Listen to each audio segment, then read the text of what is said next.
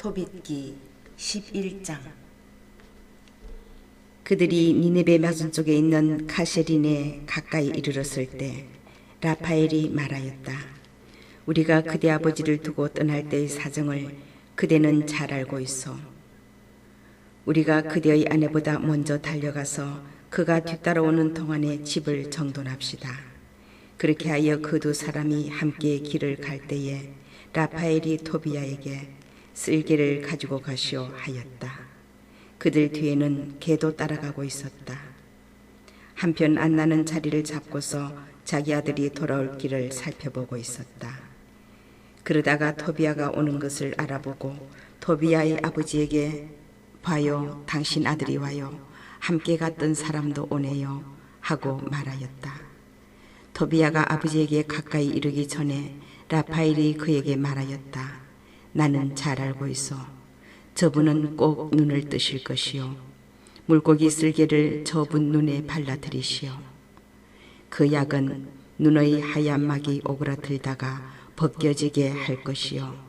그러면 그대의 아버지께서 시력을 되찾아 빛을 보게 될 것이요. 안나는 달려가서 아들의 목을 껴안고 얘야, 내가 너를 다시 보게 되다니 이제는 죽어도 괜찮다 하면서 울었다. 토비도 일어서서 다리를 비틀거리며 마당 문을 나섰다. 토비야가 그에게 마주갔다. 물고기 쓸개를 손에 든 토비야는 아버지를 붙들고 그 눈에 입김을 불고 나서 아버지 용기를 내십시오 하고 말하였다. 이어서 그 약을 아버지에게 바르고서는 잠시 그대로 두었다. 이었고 토비야는 양손으로 아버지의 눈가에서부터 하얀 막을 벗겨내었다. 그러자 토빗이 아들의 목을 껴안고 울면서 얘야, 내가 보이는구나. 내 눈에 비친 내가 하였다. 그리고 이렇게 말하였다. 하느님께서는 찬미 받으소서. 그분의 위대한 이름은 찬미 받으소서. 그분의 거룩한 천사들 모두 찬미 받으소서. 그분의 위대한 이름 언제나 우리 위에 머무르소서. 그분의 천사들 모두 영원히 찬미 받으소서. 그분께서 나에게 벌을 내리셨지만 내가 이제는 내 아들 토비야를 볼 수 있게 되었다. 기쁨에 넘친 토비야는 소리 높여 하느님을 찬미하면서 집으로 들어갔다. 그리고 아버지에게 여행을 잘 마치고 돈을 가져온 것과 라구엘의 딸 사라를 어떻게 아내로 맞아들이게 되었는지를 이야기하고 또 그 사라도 오고 있는데 니네베 성문 가까이 왔을 것이라고 말하였다. 기쁨에 넘친 토빗은 하느님을 찬미하며 며느리를 맞으러 니네베 성문으로 갔다. 니네베 사람들은 토빗이 오는데 손을 붙잡고 인도해주는 사람 없이 힘차게 걸어오는 것을 보고 깜짝 놀랐다. 그때의 토빗은 하느님께서 자기에게 자비를 베푸시어 눈을 뜨게 해주셨다는 사실을 그들 앞에서 밝혔다. 이어서 자기 아들 토비야의 아내인 사라에게 다가가 그를 축복하며 말하였다. 얘야, 잘 봤다. 얘야, 너를 우리에게 인도하여 주신 너희 하느님께서 찬미 받으시기를 빈다. 너희 아버지께서 복을 받으시고 내 아들 토비야도 복을 받고 그리고 얘야, 너도 복을 받기를 빈다. 축복 속에 기뻐하며 내 집으로 어서 들어가거라. 얘야, 들어가거라. 그날 니네베에 사는 유다인들도 모두 기뻐하였다. 토빗의 조카들인 아키카르와 나답도 기뻐하며 토빗에게 왔다. 토빗기 12장. 혼인잔치가 끝나자 토빗은 자기 아들 토비야를 불러 말하였다. 얘야, 너와 함께 갔던 사람에게 품삯을 주고 또 품삯 외에 더 얹어주도록 배려하여라. 토비야가 물었다. 아버지, 그 사람에게 품삯을 얼마나 주면 되겠습니까? 그가 저와 함께 가져온 재물의 절반을 주어도 저는 아깝지 않습니다. 저를 건강한 몸으로 다시 데려오고 제 아내를 고쳐주었으며 저와 함께 돈을 가져오고 또 아버지를 고쳐주지 않았습니까? 그러니 그에게 품삯을 얼마나 더 주어야 하겠습니까? 그러자 도빗이 아들에게 얘야, 그 사람은 자기가 가지고 온 모든 것의 절반을 받아 마땅하다 하고 대답하였다. 그리하여 도비아는 라파엘을 불러 그대가 가지고 온 모든 것의 절반을 품삯으로 받고 안녕히 가시오 하고 말하였다. 그때에 라파엘이 그 두 사람을 은밀히 불러 말하였다. 하느님께서 너희에게 잘해 주셨으니 살아있는 모든 이 앞에서 그분을 찬미하고 찬양하여라. 그리고 그분의 이름을 찬미하고 찬송하여라.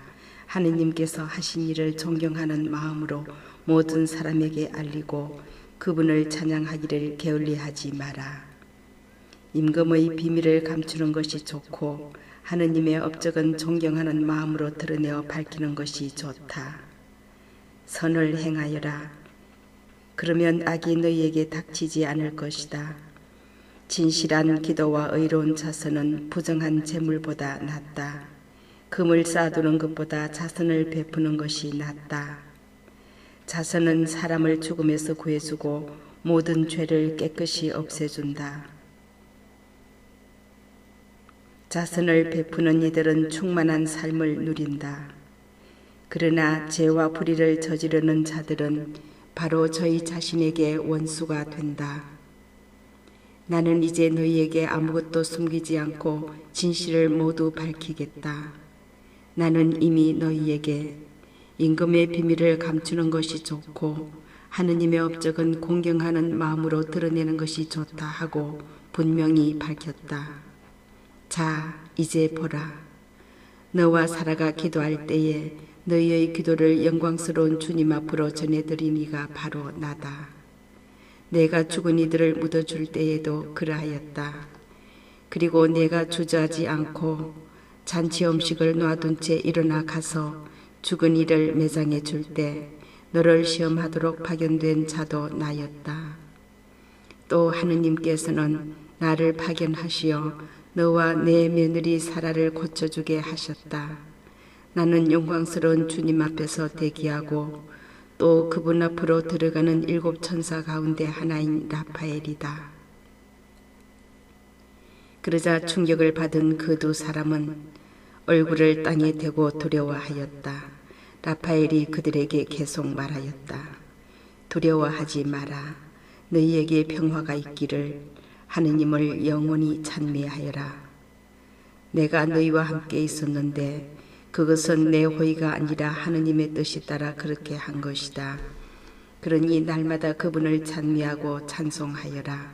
너희가 본대로 나는 아무것도 먹지 않았다. 너희는 환시를 봤을 뿐이다. 이제 이 세상에서 주님을 찬미하고 하느님을 찬양하여라. 자, 나는 나를 파견하신 분께 올라간다. 너희에게 일어난 모든 일을 기록해 두어라. 그러고 나서 라파엘은 올라갔다. 그제야 일어선 그들은 더 이상 라파엘을 보지 못하였다. 그들은 하느님의 천사가 자기들에게 나타난 동안에 하느님께서 하신 놀라운 일들을 두고 그분을 찬미하고 찬송하였으며 또 찬양하였다. 토빗기 13장. 그때에 토빗이 말하였다.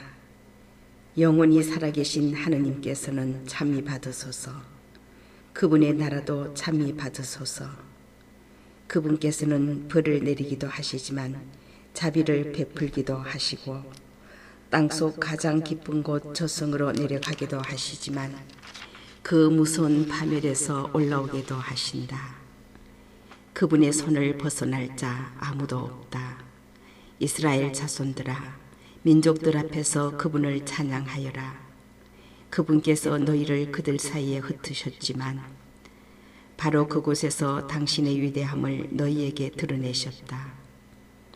살아있는 모든 것 앞에서 그분을 높이 받들으라. 그분께서 우리의 주님이시며 우리의 하느님이시고 영원히 우리의 아버지시며 우리의 하느님이시다. 그분께서는 너희의 불의 때문에 벌을 내리시지만 너희 모두에게 자비를 베푸시어 너희가 흩어져 사는 모든 민족들에게서 너희를 모아 들이시리라. 너희가 마음을 다하고 정신을 다하여 그분께 돌아와 그분 앞에서 진리를 실천하면 그분께서도 너희에게 돌아오시어 다시는 너희에게서 당신 얼굴을 감추지 않으시리라. 이제 그분께서 너희에게 해주신 것들을 보고 소리 높여 그분을 찬양하여라. 의로우신 주님을 찬미하고 영원하신 임금님을 높이 받들으라. 나는 이 유배의 땅에서 그분을 찬양하고 죄 많은 민족에게 그분의 권능과 위대함을 드러낸다. 죄인들아, 돌아와 그분 앞에서 의로운 일을 하여라. 그분께서 너희를 받아들이시어 너희에게 자비를 베푸실지 누가 알겠느냐. 나는 내 하느님을, 나의 영혼은 하늘의 임금님을 높이 받들며 그분의 위대함을 즐거이 알린다. 사람들은 모두 예루살렘에서 그분께 말씀을 올리고 그분을 찬양하여라. 거룩한 도성 예루살렘아, 그분께서는 내 자녀들의 행실 때문에 벌을 내리시지만 다시 의인들의 자녀들에게 자비를 베푸시리라. 예루살렘아, 주님을 올바로 찬양하여라. 영원하신 임금님을 찬미하여라. 내 성소가 다시 기쁨 속에 지어지리라. 그리하여 그분께서 대대로 영원히 모든 유배자를 내 안에서 기쁘게 하시고 고통받는 모든 이를 내 안에서 사랑하시기를 빈다. 밝은 빛 하나가 세상 끝 모든 곳까지 비추리니 저마다 하늘의 임금님께 바칠 예물을 손에 들고 멀리서 많은 민족이 너에게 세상 끝 모든 주민이 너의 거룩한 이름을 향하여 오리라. 모든 세대 사람들이 내 안에서 흥겨운 찬미를 바치리라. 선택받은 도성의 이름은 대대로 영원하리라. 너를 두고 가혹한 말을 하는 자들은 모두 저주를 받으리라. 너를 파괴하고 내 성벽을 허무는 자들, 내 탑들을 무너뜨리고 내 집들을 불사르는 자들은 모두 저주를 받으리라. 그러나 너를 두려워하는 이들은 모두 영원히 복을 받으리라. 예루살렘아, 가서 의인들의 자녀들을 두고 기뻐하여라. 그들이 모두 한데 모여서 영원하신 주님을 찬미하리라. 행복하여라, 너를 사랑하는 이들. 행복하여라, 너의 평화를 기뻐하는 이들. 행복하여라, 내가 받은 온갖 징벌 때문에 슬퍼하는 모든 사람들. 그들은 내 안에서 기뻐하며 영원히 너의 모든 기쁨을 보리라. 내 영혼아, 주님을, 위대하신 임금님을 찬미하여라. 예루살렘이 다시 세워지고 그 도성에 그분의 집이 다시 세워져 영원히 서 있으리라. 내 후손들 가운데 살아남은 자들이 너의 영광을 보고 하늘의 임금님을 찬양할 수 있다면 나 얼마나 행복하리요. 예루살렘의 성문들은 청옥과 추옥으로, 성벽은 모두 보석으로 만들어지고 예루살렘의 탑들은 금으로, 그 성곽휘들은 순금으로 만들어지며 예루살렘의 거리들은 홍옥과 오피르의 돌로 포장되리라.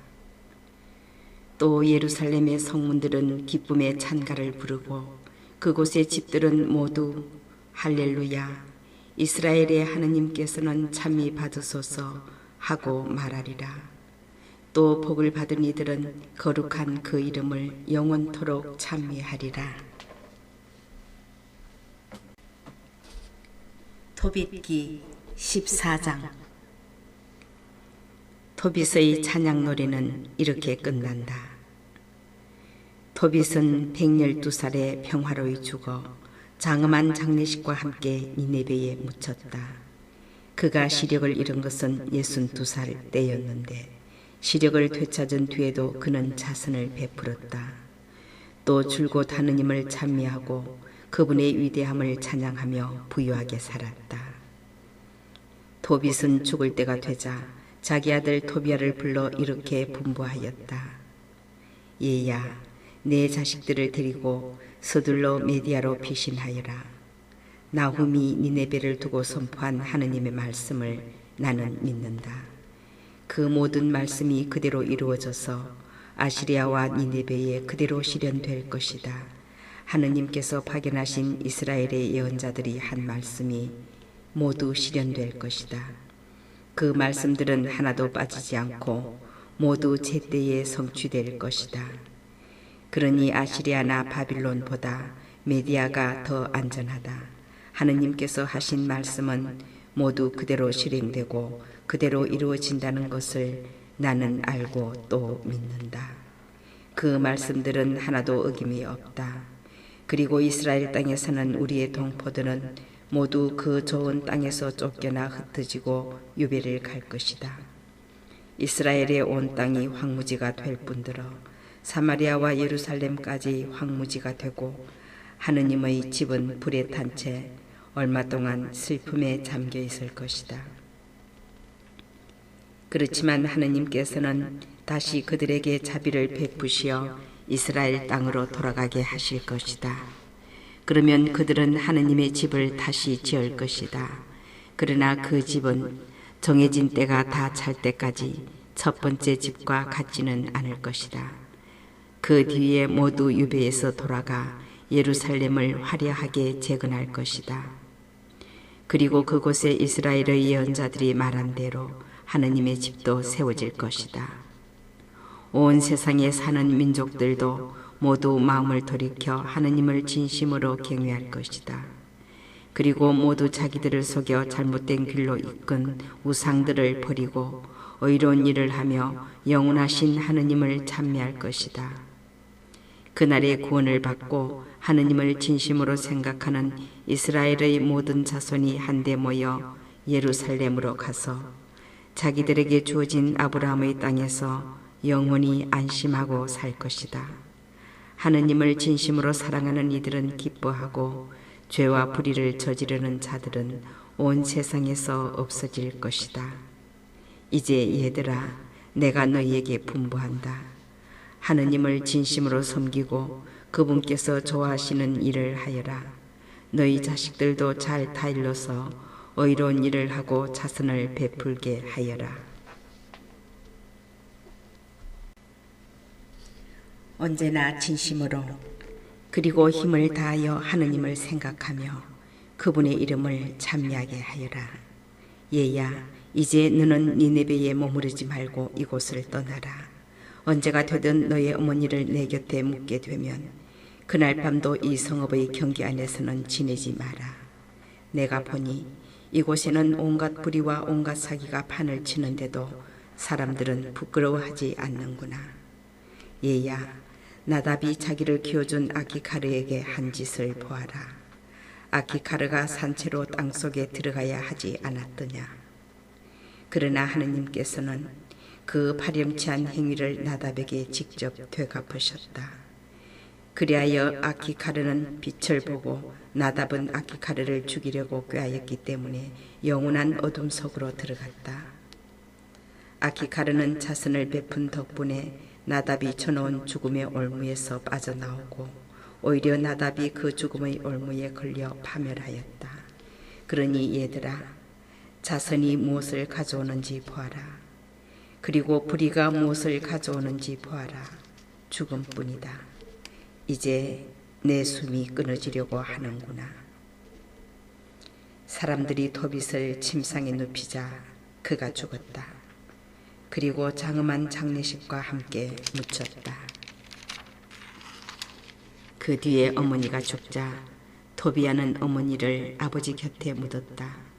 그리고 아내와 함께 메디아로 가 엑바타나에서 장인 라구엘과 살았다.